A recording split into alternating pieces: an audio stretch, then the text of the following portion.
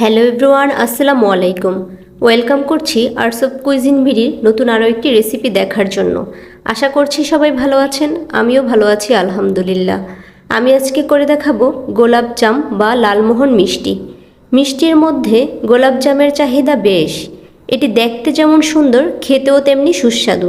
মিষ্টির দুনিয়ায় নিজের দারুণ একটি ইমেজ তৈরি করে রেখেছে এই গোলাপজাম মিষ্টি।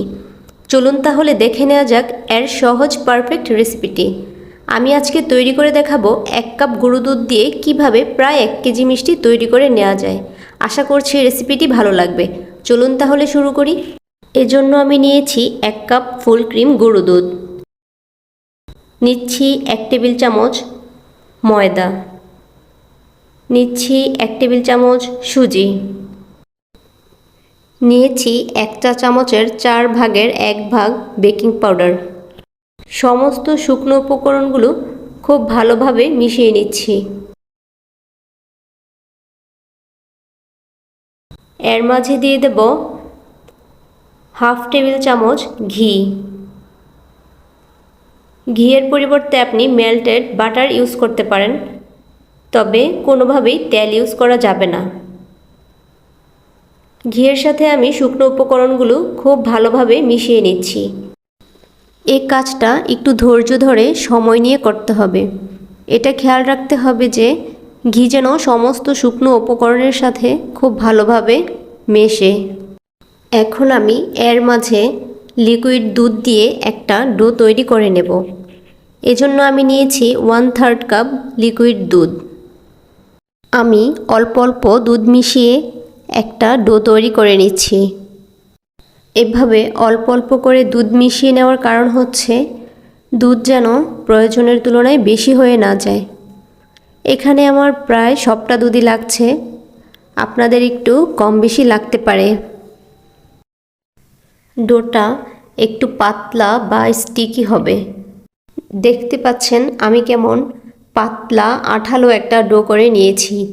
এটা দেখে ভয় পাওয়ার কোনো কারণ নেই। এটা কিন্তু 10 মিনিট রেস্টে রাখার পর সেট হয়ে পারফেক্ট একটা ডো হয়ে যাবে। এটা এখন ঢেকে রেস্টে রাখবো 10 মিনিটের জন্য। ফিরে এলাম 10 মিনিট পর। ডোটা সুন্দরভাবে সেট হয়ে গিয়েছে। এখন আমি এই ডোটাকে সমান 10 ভাগে ভাগ করে নেব। এই ডো দিয়ে আমার 10টি মিষ্টি হবে। আপনি যদি এর থেকে কম বা বেশি করতে চান তাহলে কিন্তু মিষ্টির সাইজটা পারফেক্ট হবে না, ছোট বা বড় হয়ে যাবে। এখন আমি একটি ডো নিয়ে এভাবে হাতের তালুতে হালকা চাপ দিয়ে মিষ্টির শেপ করে নিচ্ছি। খুব জোরে চাপাচাপি করতে যাবেন না, আলতো হাতে কাজটা করে নেবেন। যেহেতু ডোটাতে ঘি দেওয়া ছিল সেজন্য আমার আর আলাদাভাবে হাতে ঘি মেখে নেওয়ার প্রয়োজন হয়নি। এই তো হয়ে গিয়েছে আমার একটি মিষ্টি। মিষ্টিটি বানানোর সময় খেয়াল রাখবেন মিষ্টির গায়ে যেন কোনো ধরনের ফাটল না থাকে, তাহলে কিন্তু তেলে দেওয়ার পর এটা আরও বেশি বড় হয়ে যাবে। এভাবেই আমি সবগুলো মিষ্টি বানিয়ে নিচ্ছি। এই তো আমার মিষ্টি বানানো হয়ে গিয়েছে। এখন এগুলো ভেজে নেওয়ার পালা। চুলায় একটি প্যান বসিয়ে তেলটা কুসুম গরম করে নিয়েছি। এর মাঝে ছেড়ে দিচ্ছি একটি একটি করে মিষ্টি। তেলটা দেখে নিশ্চয়ই বুঝতে পারছেন তেলটা কিন্তু একদমই গরম নয়। তেলটা এই পরিমাণ গরম আছে যে এর মাঝে আপনি আঙুল দিতে পারবেন। প্রায় 1 থেকে 1.5 মিনিট পর হালকা বুদবুদ উঠতে শুরু করেছে। এভাবে লো আঁচে প্রায় 8 থেকে 10 মিনিট ভেজে নেব। এ পর্যায়ে কোনোভাবেই চামচ দিয়ে নাড়াচাড়া করা যাবে না। আমি হালকা করে প্যানটা একটু দুলিয়ে দিচ্ছি। দেখুন মিষ্টিগুলো কিন্তু ফুলে অনেকটা বড় হয়ে গিয়েছে। এটা যখন চিনির শিরাতে দেব তখন আর একটু বড় হয়ে যাবে। এভাবে মিষ্টিটা একটু পর পর উল্টে পাল্টে দিবেন, না হয় এক পিঠে বেশি পুড়ে যাবে। এই তো মিষ্টিতে কালার আসতে শুরু করেছে। এখন আমি এটাকে গোলাপ জামের কালার করে ভেজে নেব। আমি আর একটু ডার্ক করে ভাজবো যতক্ষণ না পারফেক্ট গোলাপ জামের কালার আসে। আমার ভাজা হয়ে গিয়েছে, এখন এটা উঠিয়ে নেব। কালারটা দেখে নিশ্চয়ই বুঝতে পারছেন যে এর পারফেক্ট কালারটা কেমন হয়। এখন আমি এই মিষ্টিটা ঠান্ডা করে শিরাতে দিয়ে দেব। শিরার জন্য চুলায় একটি প্যান বসিয়ে নিলাম। এর মাঝে দিচ্ছি 2 কাপ চিনি, দিচ্ছি 3 কাপ পানি, দিয়ে দেব 3টি এলাচ।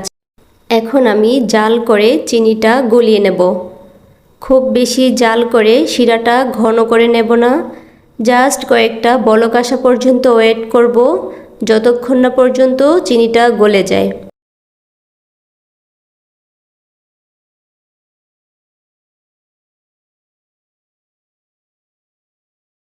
এই তো শিরাটা ফুটে উঠেছে। এখন এর মাঝে দিয়ে দেব 1 চিমটি জাফরান। জাফরান দেওয়ার কারণে মিষ্টির রঙটা আরও সুন্দর হবে এবং শিরাটা সুন্দর একটা কালার আসবে। দেখতে পাচ্ছেন কালারটা কিন্তু চেঞ্জ হয়ে গিয়েছে। এখন এই গরম শিরাতে আমি হালকা গরম মিষ্টিগুলো ছেড়ে দেব। কখনোই খুব বেশি গরম মিষ্টি শিরাতে দিতে যাবেন না, এতে করে মিষ্টি চুপসে যাবে। আমি এখানে লেবুর রস ব্যবহার করিনি। আমার কাছে মনে হয়েছে লেবুর রস ব্যবহার করলে মিষ্টির চকচকে ভাবটা অনেকটা কম আসে। এভাবে ঢেকে প্রায় 10 মিনিট মিষ্টিটা গরম শিরাতে ফুটিয়ে নেব। ঢাকনার ছিদ্রটা একটা কাগজ মুড়িয়ে বন্ধ করে দিচ্ছি। এই অবস্থাতে কোনোভাবেই ঢাকনা খোলা যাবে না। 10 মিনিট পর আমি চুলাটা অফ করে এটাকে রেখে দেব 2 থেকে 3 ঘন্টার জন্য। এই অবস্থায় কোনোভাবেই ঢাকনা খোলা যাবে না, হালকা করে একটু দুলিয়ে দেব। 2 ঘন্টা পর আমি মিষ্টিটা নামিয়ে নিয়েছি। দেখতে পাচ্ছেন কতটা সফট হয়েছে আর শিরাটা কত সুন্দরভাবে ভেতরে ঢুকেছে আর কালারটা কতটা সুন্দর এসছে। দেখে নিশ্চয়ই বুঝতে পারছেন ভেতরটা কত সুন্দরভাবে সফট হয়েছে। ভেতরের দিকে কিন্তু কোনো শক্ত দানা বা কিছু নেই। এভাবে আপনি বানিয়ে নিতে পারেন 1 কাপ গুঁড়ো দুধ দিয়ে প্রায় 1 কেজি গোলাপজাম মিষ্টি। রেসিপিটি ভালো লাগলে ভিডিওতে একটি লাইক দিয়ে দিবেন, বন্ধুদের মাঝে শেয়ার করে দিবেন। পরবর্তী রেসিপি পেতে চ্যানেলটি সাবস্ক্রাইব করে বেল আইকনটি প্রেস করে দিবেন। চলে আসবো নতুন কোনো রেসিপি নিয়ে। সেই পর্যন্ত ভালো থাকবেন। আল্লাহ হাফিজ।